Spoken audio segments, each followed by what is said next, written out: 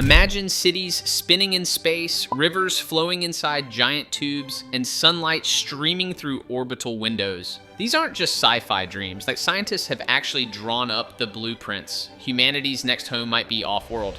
Let's dive right in. Imagine a sprawling megastructure floating endlessly through space. One day, humans may occupy an orbital settlement several hundred kilometers from Earth. Perhaps humans will settle closer to the Moon or in the main asteroid belt beyond Mars. If humans ever migrate into space, what would our settlement look like? And how would we navigate life in the final frontier?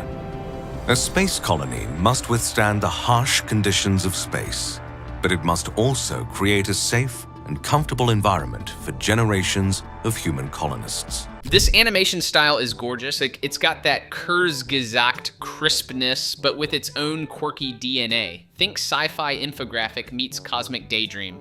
It makes a space colony feel less like a NASA blueprint and more like a place you'd actually want to order DoorDash from, if DoorDash could deliver through the asteroid belt. Any habitat must have replenishable sources of food, water, breathable air, and medical supplies, and it must spin to produce artificial gravity. Though scientists are unsure how much gravity we need, space colonists also require protection from solar radiation. The sun releases a continuous stream of charged particles, called solar wind, and intermittently strikes in deadly bursts known as solar particle events. Further radiation from galactic cosmic rays and charged particles trapped in the Van Allen belts may endanger the occupants of any space colony. Scientists have overcome some of these hurdles while constructing the International Space Station, or ISS. In 1998, the first modular piece of the ISS launched into Earth's orbit. Over the next 13 years, international astronauts and engineers pieced together a microgravity research laboratory roughly 400 kilometers above the Earth. The ISS orbits our planet every 90 minutes, flying about 28,000 kilometers per hour. For more than 20 years, the ISS has safely accommodated teams of astronauts and remains the longest habitable space station ever constructed. The ISS is basically humanity's starter home in space. A cosmic IKEA build that took 13 years to assemble and still needs constant maintenance. But here's the kicker. Shielding people from radiation is way harder than shielding Wi-Fi in your basement. Cosmic rays don't care about lead walls. Some concepts even suggest burying habitats under asteroid rock. Imagine that. Our first space condos might literally come with free caves. The ISS is not a permanent self-sustaining habitat, nor does it provide a comfortable environment for scalable colonization.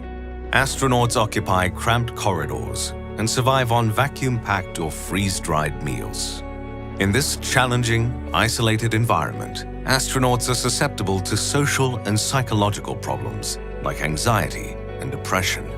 Prolonged exposure to weightlessness or microgravity also causes changes to the body's organ systems, including muscle atrophy, visual impairment, and a loss of bone density. Though the ISS is not a permanent settlement, it has yielded valuable insight into life in free space. Were humans to construct a larger structure, say for 100 or 1,000 colonists, we may build upon the technologies used aboard the ISS. For instance, any space settlement must be equipped with a closed-loop life support system.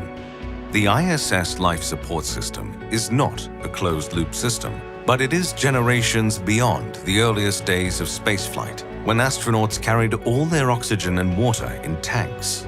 The ISS is like the world's most expensive college dorm. Tight hallways, questionable food, zero privacy, and your roommate is floating upside down, eating powdered shrimp. But those cramped conditions revealed how fragile humans really are in microgravity.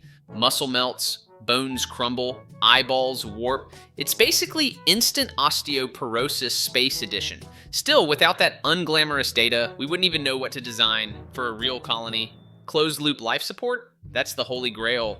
Recycling air, water, maybe even poop. Yeah, space is grossly efficient.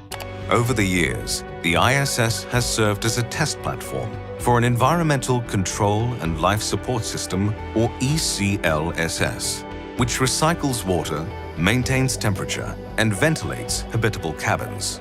Two devices generate oxygen by electrolyzing water, while carbon dioxide and other volatile gases are absorbed and vented into space. For the past few years, the European Space Agency has been testing a different life support system, which processes roughly 50% of CO2 on the ISS to create oxygen. Newer still, a photobioreactor built by German scientists uses photosynthetic algae to consume CO2 and release oxygen in the presence of light.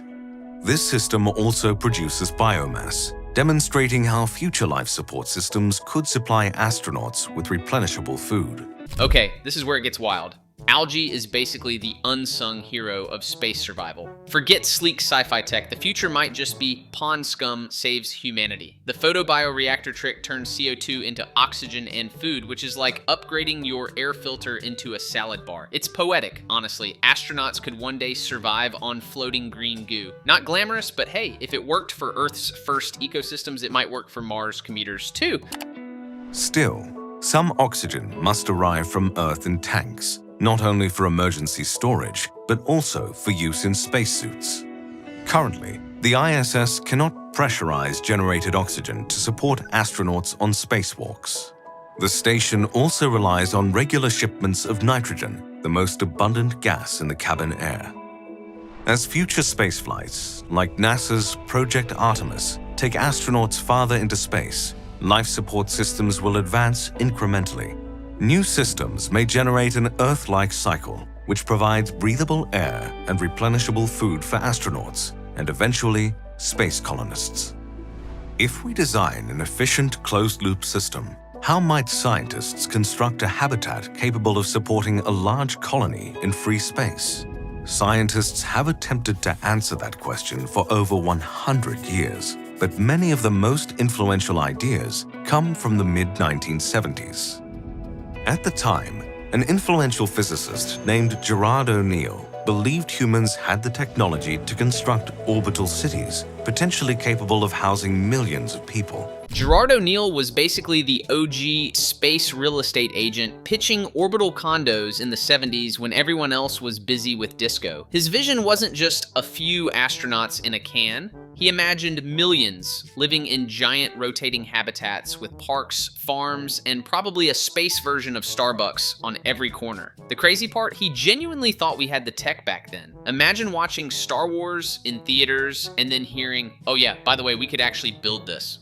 O'Neill's first conceptual space colony features huge cylinders about 32 kilometers long and 6 kilometers in diameter. Each cylinder encases a long strip of artificial terrain, yielding 1,300 square kilometers of living space. The O'Neill cylinder, as it is known today, creates artificial gravity by rotating on its axis. The outer shell has thick radiation shields, and its walls are covered in solar windows, providing colonists with warmth and light. Incredibly, the O'Neill cylinder was designed to support a thriving natural ecosystem. Inside each cylinder, O'Neill imagined rivers, forests, and parks. The O'Neill cylinder is like someone took SimCity, cranked it up to galactic god mode, and then actually drew blueprints. A 32-kilometer rotating tube with forests, rivers, and suburbs stuck to the walls. That's not sci-fi. That's space suburbia on steroids.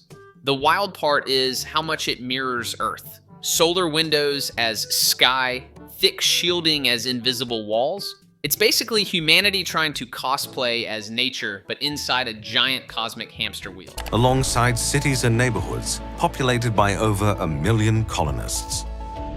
Another innovative megastructure was proposed in 1975 by a NASA summer study at Stanford University. Their conceptual model, known as the Stanford Torus, is a donut-shaped habitat with a hollow residential tube.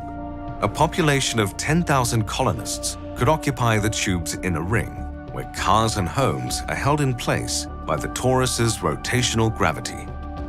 Shortly after the Stanford Torus, O'Neill proposed another habitat called the Bernal Sphere. In this design, O'Neill downsized his massive cylinders to a globe less than 2 kilometers in diameter. On account of its smaller size, the Bernal sphere rotates more quickly than a larger-scale colony, completing just over 1 rotation per minute to produce Earth-normal gravity. These inventive habitats inspired many more concepts in the 21st century. In 2006, the Kalpana 1 orbital settlement was proposed as an improvement upon the megastructures from the 1970s. Kalpana 1 uses rotating cylinders like the O'Neill cylinder to create Earth-normal gravity. Caps at the end of each cylinder provide a continuous source of light and solar power, while shields in the hull structure protect colonists from radiation. The Stanford Torus, Bernal sphere, Kalpana 1. It's like humanity's greatest hits of space architecture. The torus is basically a giant cosmic donut, ideal for anyone who's ever dreamed of literally living inside a Krispy Kreme. The Bernal sphere shrinks things down but spins like a record player on fast forward just to fake gravity. And Kalpana 1, that's the remix version. Sleeker, with solar caps and better shielding like the iPhone upgrade of 70s space utopias. Unfortunately, few organizations possess the resources to build or transport materials for a space colony, even a light or compact one. Thus, scientists have proposed innovative solutions to lower the cost of construction and transportation. If humans construct a colony near the moon, we could cheaply build structures out of lunar regolith. Raw materials launched from the moon to a construction site in free space could be assembled into walls, windows, and machines using 3D printing technology. For colonies constructed in the main asteroid belt, humans could harvest resources from nearby asteroids and the dwarf planet Ceres. We may possess the technology to put a structure in space, but it's unlikely humans will create an affordable and replenishable habitat in the coming century. However, new, hyper-efficient designs may accelerate humanity's push towards space colonization. Today, our society is largely bound to the Earth, but tomorrow, our descendants may be living amongst the stars. Here's the wild part. Every one of these designs, from giant space donuts to asteroid cave condos, feels like humanity scribbling drafts of its future homework. We might not see it this century, but the thought of people gardening under artificial skies or raising kids inside a spinning megastructure is just goosebumps level epic. When our descendants look back, Earth might feel less like home base and more like the cozy origin story before we went interstellar. Koranos did an amazing job with this video. The link's in the description. And hey, the next one, let's just say it's a topic you definitely didn't see coming. Stay nerdy.